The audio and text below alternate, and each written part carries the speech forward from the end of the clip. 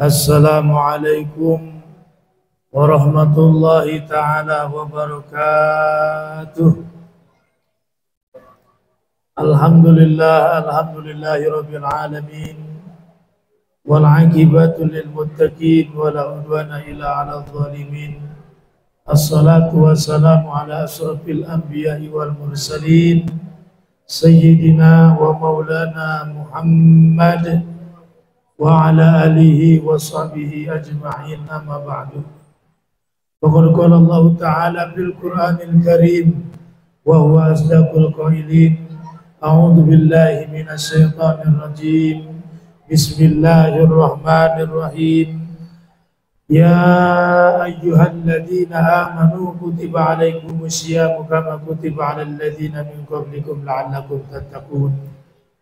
Wa qala Rasulullah sallallahu alaihi wasallam, man shoma ramadhana imanan wa ihtisaban ghufira lahu ma taqaddama min dhanbihi. Shadaqallahul azim wa shadaqa rasuluhul habibul karim wa nahnu ala dzalika minasy syahidin wa syakirin walhamdulillahi rabbil alamin. Puja puji dan syukur mari senantiasa kita panjatkan kehadirat Allah Subhanahu wa ta'ala. Salawat dan juga salam semoga terlimpah tercurah kepada paduka alam Kanjeng Habibana wa Nabiyana wa Maulana Muhammad sallallahu alaihi wasallam beserta para keluarganya, para sahabatnya, hingga sampai kepada kita selaku umatnya. Semoga kelak nanti di yaumil qiyamah au yaumil jaza kita semua mendapatkan pertolongan syafaat dari baginda Rasulullah sallallahu alaihi wasallam. Amin ya Allah ya rabbal alamin. Tentunya pertama yang sama kita hormati dan muliakan selaku pengatur acara Al Ustadz Tirmidzi. Semoga Ustadz Tirmidzi diberikan sehat panjang umur, juga DKM Masjid Jami Az-Zura, dan juga para asatidz, para guru, para tokoh, para kesepuhan, khususnya warga kampung Kemang Limus Manggung ya. Semoga semuanya bapak-bapak, ibu-ibu, para pemuda, adik-adik dalam kondisi sehat walafiat. Alhamdulillah pada malam hari ini kita dapat berkumpul di tempat yang mulia ini dalam rangka melaksanakan ibadah sholat isya berjamaah sekaligus sholat tarawih berjamaah. Mudah-mudahan langkah demi langkah kaki kita dibalas pahala ganjaran oleh Allah Subhanahu wa ta'ala dan mendapatkan keridhaan Allah Subhanahu wa ta'ala. Seraya dengan kita selalu berdoa kepada Allah di bulan nan agung ini, bulan suci ini, dengan doa Allahumma inna nas'aluka ridhoka wal jannah wa na'udzubika min sakhatika wan nar. Kita mohon kepada Allah keridhoannya, kita mohon kepada Allah surganya Allah. Hidup kita di alam dunia tiada lain yang kita gapai dan yang kita cari adalah keridhaan Allah Subhanahu wa ta'ala. Jika Allah ridho,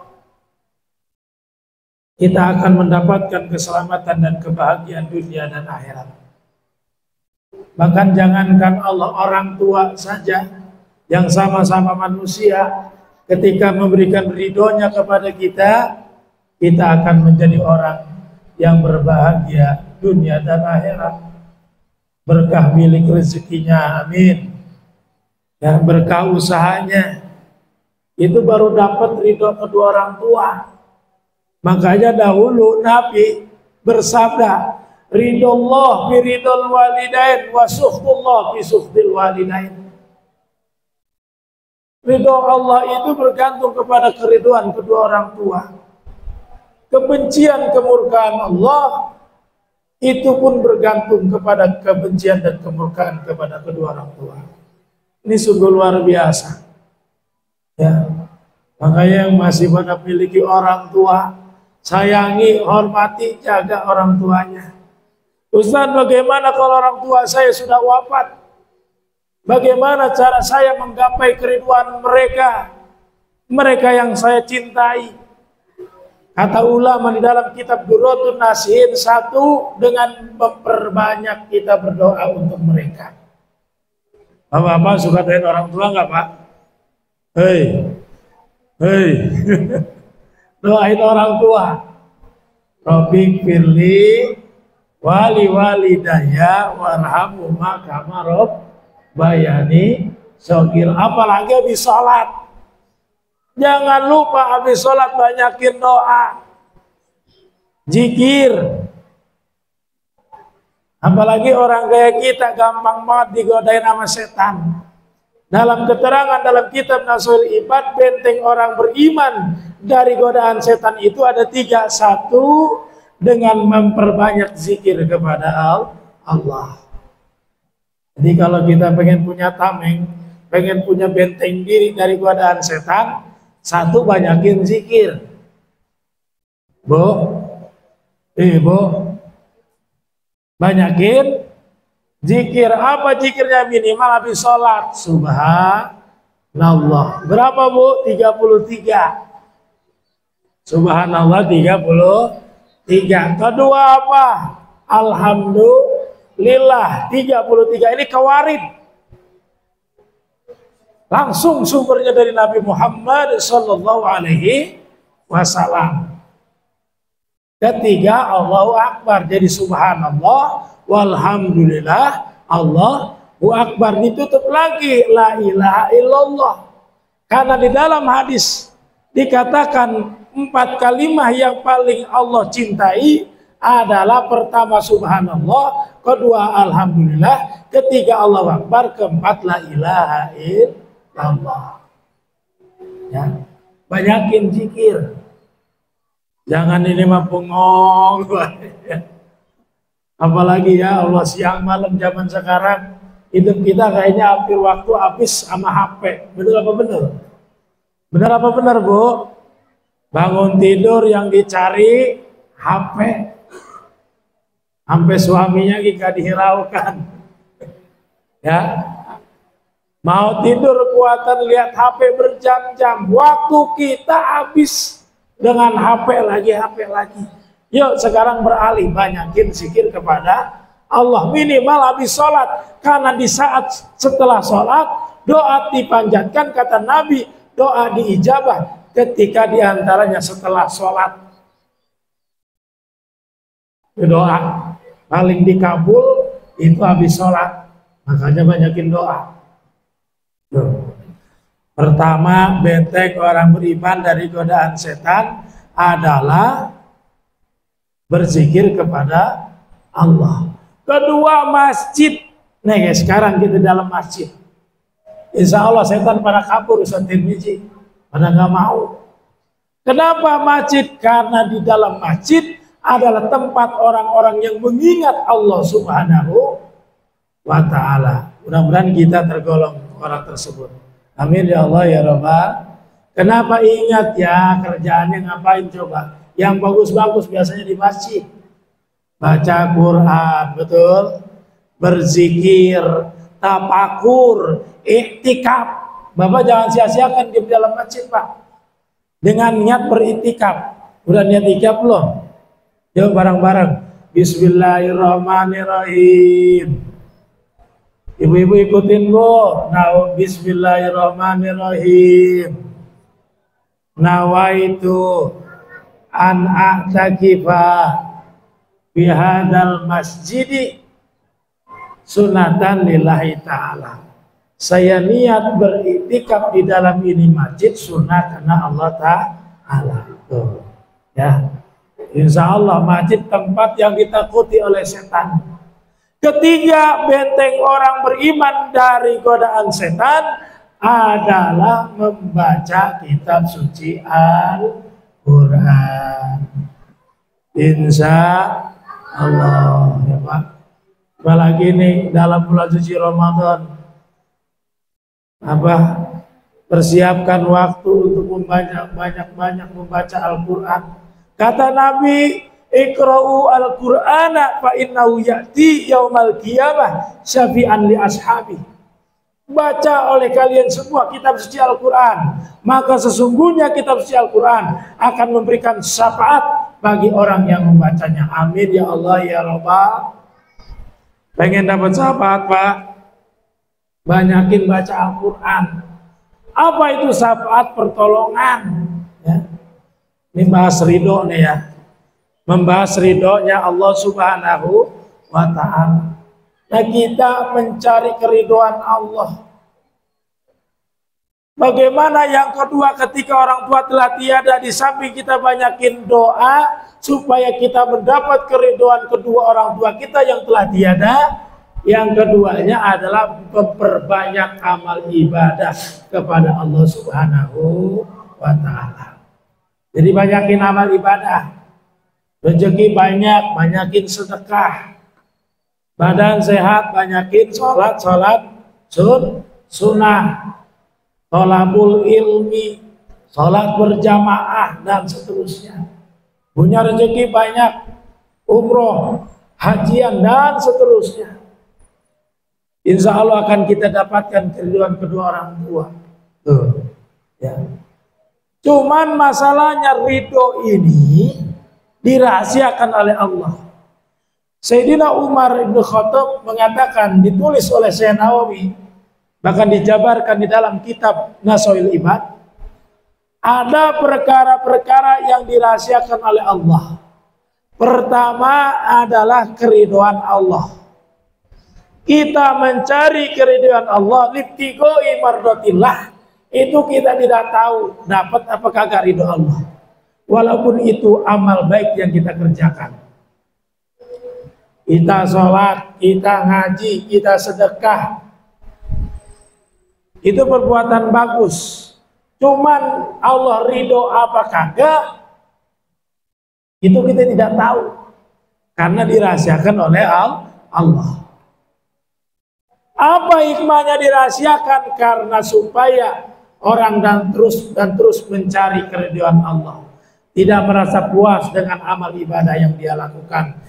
Bahkan dia tidak meremehkan amal ibadah walaupun sedikit, walaupun sebentar. Jadi kalau bahasa ibadah jangan ada bahasa tibang. Tahu tibang? Cuman, sholat sunnah cuman segitu, jangan. Sedekah cuma segitu, jangan. Sekecil apapun amal ibadah yang kita lakukan, sekecil apapun uang yang kita sedekahkan, jangan pernah berkata cuman. Karena kita tidak tahu, bisa jadi amal yang sedikit yang kita lakukan bisa berbarengan dengan keridhaan Allah Subhanahu wa ta'ala. Kan itu yang kita cari. Sama seperti dengan keridhaan, ada juga sebaliknya, kemurkaan dan kebencian Allah, itu Allah rahasiakan. Jadi kalau orang berbuat dosa, jangan pernah meremehkan dosa yang diperbuat. Cuma segitu dosanya. Cuma sedikit, cuma sebentar. Jangan pernah. Karena kita tidak tahu, bisa jadi dosa yang kecil yang kita lakukan, bisa jadi dosa yang sebentar yang kita lakukan, yang kita anggap enteng, justru di situ berbarengan dengan kemurkaannya Allah Subhanahu wa ta'ala. Na'udzubillah summa na'udzubillahi min dzalik. Makanya dirahasiakan, susah. Terus dan terus cari keridhaan Allah. Ya. Yang selanjutnya perkara yang dirahasiakan diantaranya pada bulan Ramadan terjadi mana Lailatul Qadar. Itu nggak ada yang tahu, Pak. Nggak ada yang tahu karena dirahasiakan oleh Allah. Apa malam pertama, apa malam ke-21, apa malam ke-29, cuman ulama memprediksikan dalam kitab-kitab keterangannya, diantaranya Imam Ghazali, diantaranya adalah malam-malam ganjil di 10 terakhir. Tapi tetap masih rahasia Allah. Ya cuman ulama biasanya memperkuat supaya makin giat ibadah. Tuh.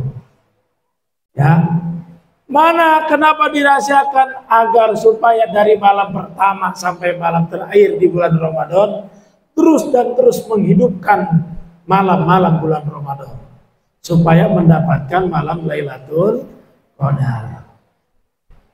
Malam 1000 bulan. Satu malam ibadah berbanding dengan 1000 bulan. Ukuran tahun 83 tahun 4 bulan. Subhanallah, Lailatul Qadar. Ada lagi perkara yang dirahasiakan oleh Allah. Siapa wali-walinya Allah? Wali-walinya Allah atau kekasih-kekasihnya Allah.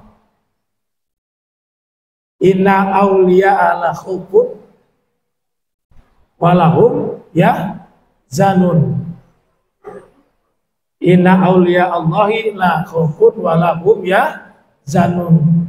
Sungguhnya para wali-wali Allah tidak ada rasa takut pada diri mereka dan tidak ada kesedihan pada diri mereka. Siapa wali? Para kekasih-kekasih Allah.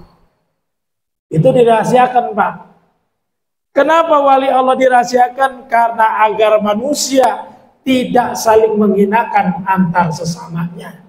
Bisa jadi orang yang kita anggap rendah, bisa jadi orang yang kita hinakan justru paling mulia di hadapan Allah. Bisa jadi yang kita hinakan adalah wali-walinya Allah. Makanya kudu ada rasa cinta, rasa hormat, rasa sayang kepada sesama. Nabi mengajarkan irhamu man fil ardi yarhamkum man fis sama. Orang yang bisa ngasih sayang kepada makhluk di muka bumi akan diberikan kasih sayang oleh zat yang ada di langit. Amin ya Allah ya Rabbal. Ini ajaran bisa kasih sayang. Yang selanjutnya sebelum diakhiri, yang dirahasiakan oleh Allah adalah kematian. Likulli ummatin ajal, ijaja ajaluhum la yastakhiruna sa'atan wa la yastaqdimun. Setiap umat ada ajal, batas waktu.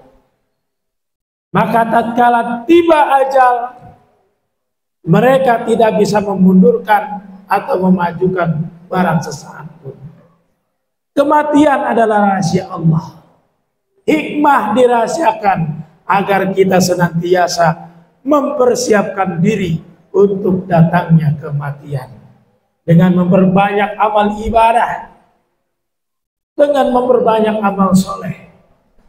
Jangan sampai ketika ajal tiba kita menyesal telah menyia-nyiakan kehidupan dengan tidak beribadah kepada Allah Subhanahu wa ta'ala.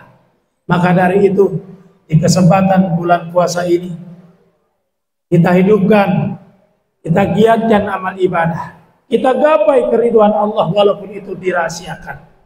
Semoga kita semua adalah orang-orang yang mendapatkan keriduan Allah dunia dan akhirat. Man shoma ramadhana imanan wa ihtisaban ghufira lahu ma taqaddama min dhanbi. Barang siapa orang yang berpuasa di bulan suci Ramadan, dia mengharapkan keriduan Allah dan dengan dasar keimanan, maka dosa-dosanya akan dimaafkan oleh Allah Subhanahu wa ta'ala. Amin amin ya Allah ya rabbal alamin. Kiranya itu saja yang dapat saya sampaikan. Mohon maaf apabila ada tutur kata yang kurang berkenan. Para jamaah saya mohon dibukakan pintu maaf yang seluas-luasnya. Dimaafin enggak? Alhamdulillah. Terima kasih. Mohon maaf atas segala kekurangan. Allahumma muwaffiq ila aqwamit thoriq. Wassalamualaikum warahmatullahi taala wabarakatuh.